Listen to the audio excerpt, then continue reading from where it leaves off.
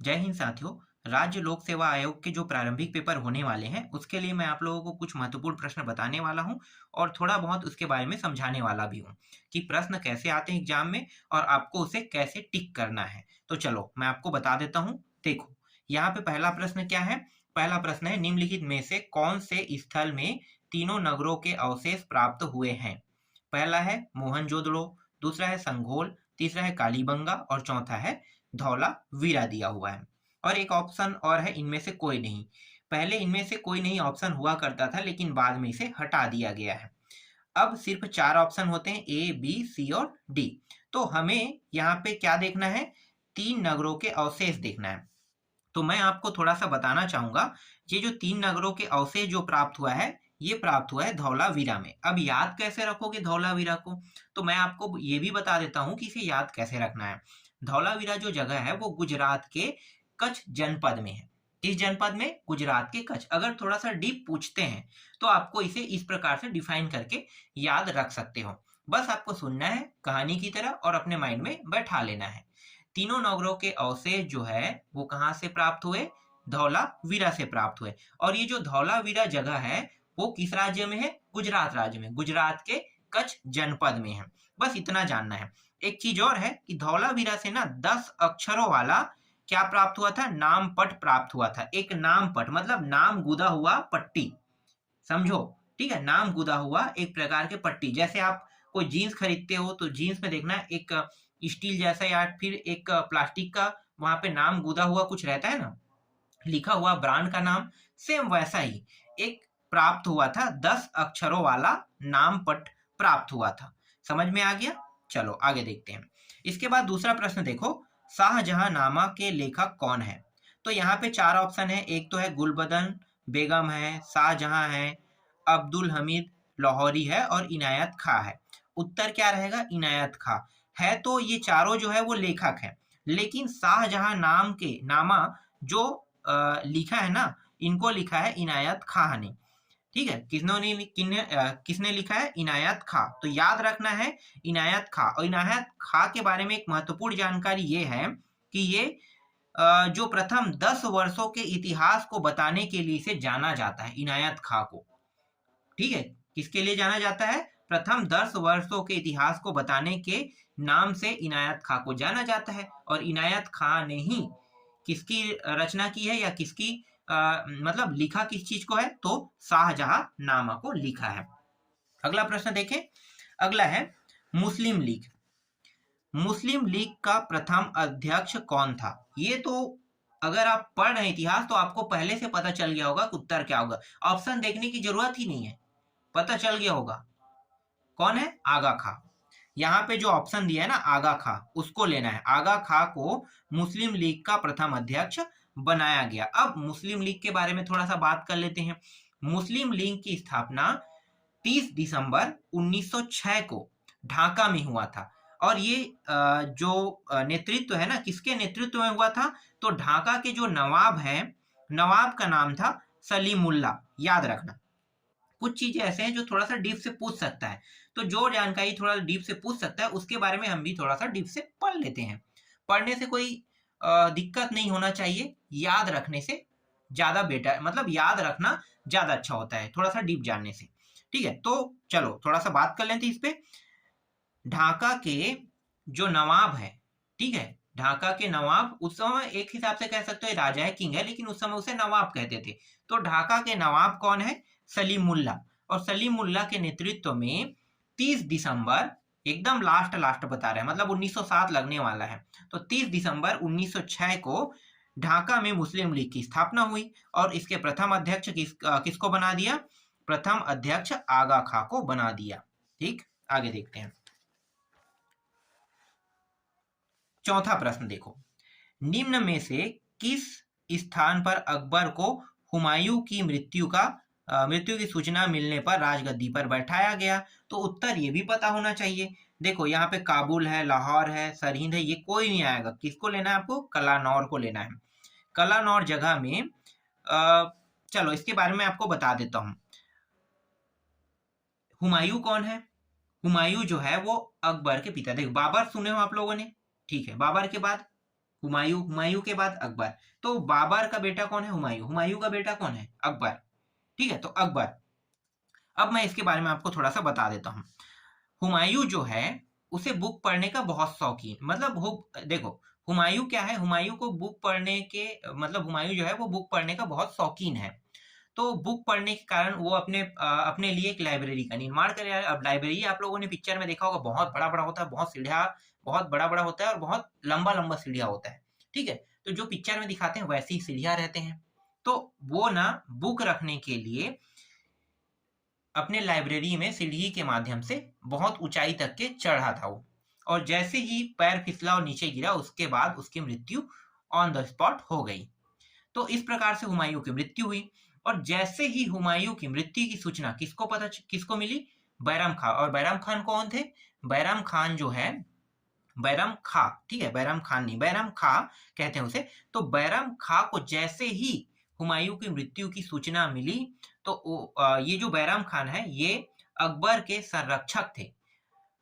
अकबर जब तक के यंग ना हो जाए, राजगद्दी में ना बैठ जाए, तब तक के इन्हें खुद चलाना था सत्ता। लेकिन राजा कौन था? राजा जो थे वो था अकबर। तो कुछ इस प्रकार से प्रक्रिया के थ्रू बैरम खां को कहा जाता है, अकबर के संरक्षक कहा जाता है। जैसी ये सूचना मिला, उन्होंने अकबर को राजगद्दी पे बैठा दिया। अब राजगद्दी पर बैठाया तो अकबर का असली नाम क्या था? अकबर का असली नाम था जलालुद्दीन मुहम्मद था। जलालुद्दीन मुहम्मद अकबर था, और इसे एक उपाधि दे दिया, क्योंकि जिसे भी राजा बनाया जाता है उसे कुछ ना कुछ तो दिया देना पड़ेगा उपाधि। तो उपाधि में बादशाह गाजी की उपाधि, अभी तक देखो किसी को पता नहीं होगा कि इसे उपाधि किस चीज की दी गई थी। अकबर को उपाधि दी गई थी, बादशाह गाजी की उपाधि दी गई थी। और इस तरह से उपाधि देके इसे राज सिंहासन में बैठा दिया। और राज सिंहासन में जब इसे बैठाया गया तब इसकी आयु मात्र 13 वर्ष की थी।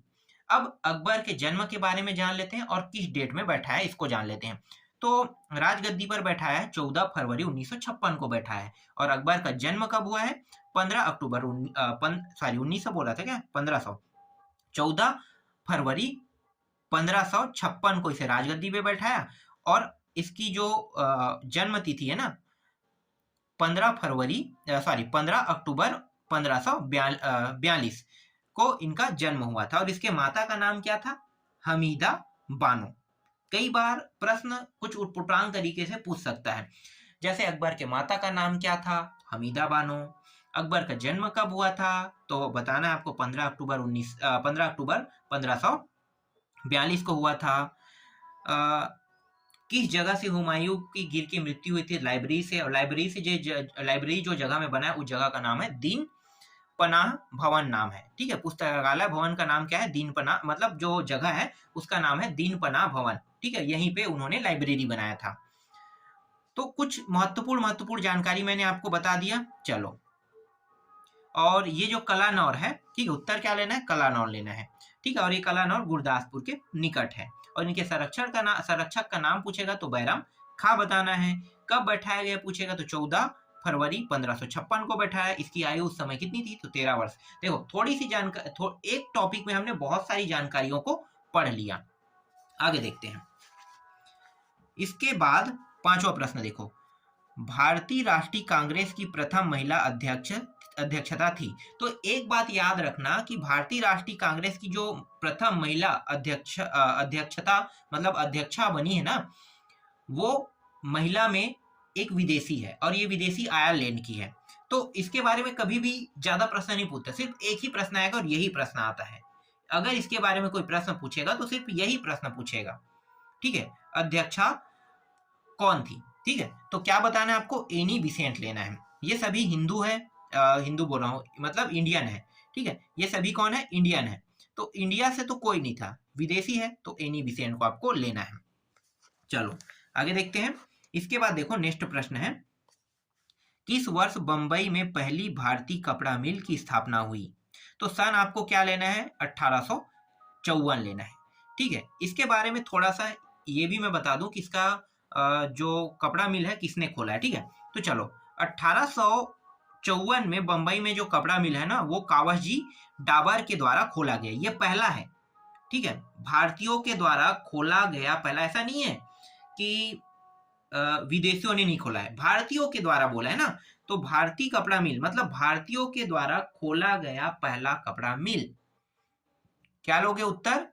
कावासजी डाबर। अगर नाम पूछता है तो कावासजी डाबर लेना, और सन पूछेगा, अधिकतर अभी तक सन पूछा है जितने भी एग्जाम है ना, चाहे वो पीएससी हो, एसएससी हो, चाहे यूपीएससी हो। यूपीएससी की भी बात करो, जो जो इंडिया के सबसे बड़े एग्जामों में से एक है, उसमें भी सन ही पूछा है।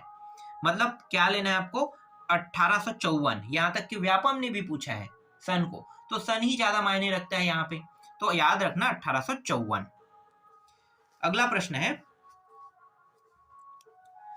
भारत छोड़ो आंदोलन का प्रस्ताव बंबई के किस मैदान में पारित किया गया? अगर आप लोगों को ये बात पता नहीं होगा कि भारत छोड़ो आंदोलन जो है वो स्टार्ट हुआ था 9 अगस्त 1947 को स्टार्ट हुआ था, अगर ये बात आपको पता नहीं है तो थोड़ा सा दिक्कत ये कर सकता है कि इसका उत्तर आप लोग क्या लोगे। तो मैं आपको इसके बारे में थोड़ा सा जानकारी बता देता हूँ। यहाँ पे जो ऑप्शन दिया है, 4 ऑप्शन में से आपको जगह का नाम लेना है, ग्वालियर टैंक लेना है। ये ग्वालियर टैंक, इसी जगह में क्या हुआ था? अखिल भारतीय कांग्रेस की बैठक हुआ था। बैठक कब हुआ था?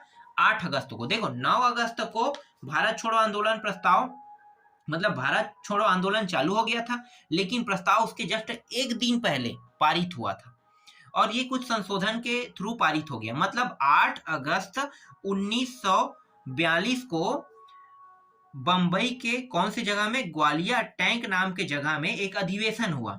इस अधिवेशन में भारत छोड़ो आंदोलन चलाने के लिए प्रस्ताव रखा। कुछ संशोधन के थ्रू भारत छोड़ो आंदोलन मतलब भारत छोड़ो जो प्रस्ताव है वो पारित हो गया, और 9 अगस्त 1942 को भारत छोड़ो आंदोलन पूरे देश में लागू हो गया और चलने लगा। अब आगे की कहानी जो है मैं आपको अगले टॉपिक में बताऊंगा। तो जो मुख्य टॉपिक था ग्वालियर टैंक, इस जगह के बारे में पूछा जाता है, और ये ग्वालियर टैंक बंबई में है, और इसी जगह अधिवेशन हुआ था। तो ये जो अभी मैंने प्रश्न बताया ना, ये मोस्ट आईएमपी प्रश्न है।